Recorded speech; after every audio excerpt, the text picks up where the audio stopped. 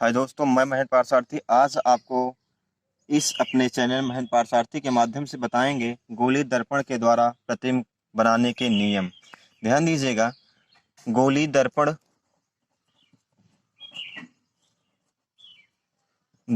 द्वारा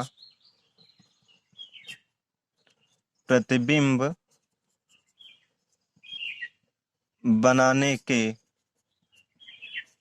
नियम, जिसके माध्यम से आप प्रतिबिंब को बना सकते हैं। यह बहुत ही इंपॉर्टेंट दोस्तों, ध्यान दीजिएगा। आपका दर्पण के बारे में, गोली दर्पण के बारे में इसके पहले वाली क्लास में हम बता चुके हैं, जो जिसके समय दिया गया है। अगर आपको पढ़ना हो तो इसमें जा करके पढ़ सकते हैं दोस्तों। ध्यान दीजिएगा, सबसे पहले मान लेते हैं आपका दर्पण है ये, और इसको हम बाहर से पॉलिश कर देंगे तो यह जो आपका दर्पण है यह बन जाता है अवतल दर्पण। दोस्तों ध्यान दीजिए, जो इसका पहला नियम है ये आपका P, ये आपका F, ये आपका C। इसका पहला नियम कहता है कि जब कोई प्रकाश की किरण मुख्य अक्ष के समांतर जाती है, आपका मुख्य अक्ष है, जब कोई प्रकाश किरण मुख्य अक्ष के समांतर जाती है तो वह परावर्तन के पश्चात फोकस से होकर गुजरती है। यही इसका पहला नियम है। मान लेते हैं आपका ये उत्तल दर्पण में एक बार देख लेंगे। उत्तल दर्पण दोस्तों क्या होगा कि ये आपका P, ये आपका F, ये आपका C। जब कोई प्रकाश किरण मुख्य अक्ष के समांतर जाती है तो वह प्रथम फोकस से आती हुई प्रतीत होती है। अब जो दूसरा नियम है, ध्यान दीजिएगा कि जब कोई प्रकाश की किरण, ये आपका दोस्तों अवतल दर्पण, जब कोई प्रकाश की किरण फोकस से होकर गुजरती है तो परावर्तन के पश्चात वह मुख्य अक्ष के समांतर हो जाती है। और उत्तल में देखेंगे, जब कोई प्रकाश की किरण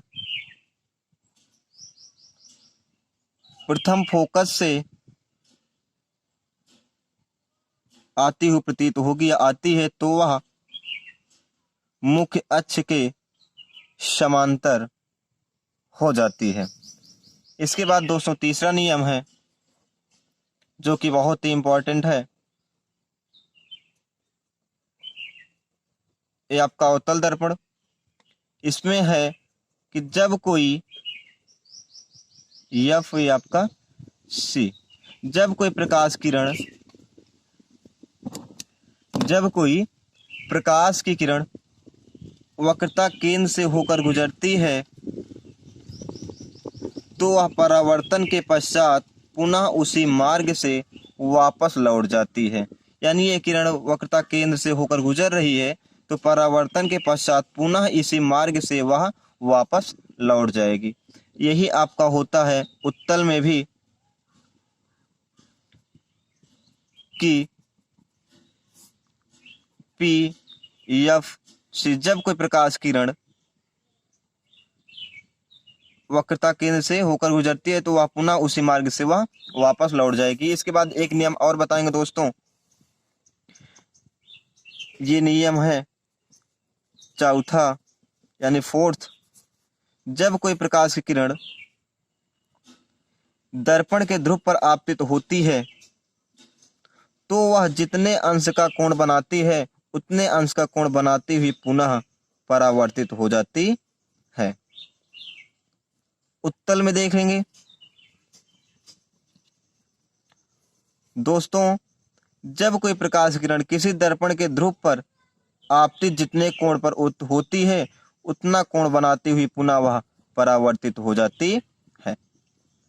दोस्तों अगर यह वीडियो आपको अच्छा लगा हो तो प्लीज़ इस चैनल को लाइक, सब्सक्राइब, कमेंट, शेयर ज़रूर करें, और इसमें जो भी प्रॉब्लम हो उसे मुझे बताइएगा। एक बार हम पुनः इसके बारे में चर्चा कर लेंगे। ध्यान दीजिएगा कि जब कोई, पहला नियम बताया गया था, जब कोई प्रकाश किरण मुख्य अक्ष के समांतर जाती है तो वह प्रथम फोकस से होकर गुजरती है, परावर्तित होती है। उसके बाद दूसरा नियम बताया गया था कि जब कोई प्रकाश किरण फोकस से होकर गुजरती है तो परावर्तन के पश्चात वह मुख्य अक्ष के समांतर हो जाती है। इसके बाद तीसरा नियम था कि जब कोई प्रकाश किरण वक्रता केंद्र से होकर गुजरती है तो परावर्तन के पश्चात पुनः उसी मार्ग से वह वापस लौट जाती है। और चौथा नियम है कि जब कोई प्रकाश किरण किसी दर्पण के ध्रुव पर आपतित होती है तो वह जितने अंश का कोण बनाती है उतने अंश का कोण बनाते हुए पुनः वह परावर्तित हो जाती है।